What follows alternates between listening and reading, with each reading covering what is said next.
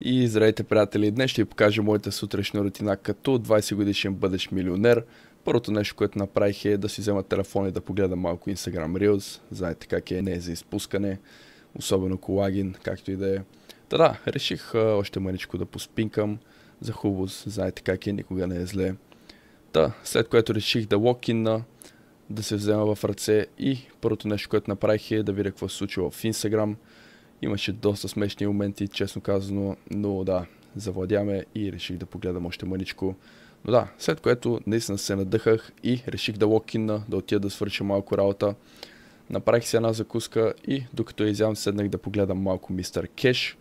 И да, извинете ме за това нещо, просто видях Димов, той наистина е много готин. И да, честно казано, доста се изморих след това нещо и реших още мъничко да си почина. Както виждате, едва легнах на леглото, наистина бях много изморен. За мое щастие имаше колаген и Мак Папазов, доста добра битка бих казал. И да, този път реших да стана, да си взема един душ, да си измия зъбите и да се оправя.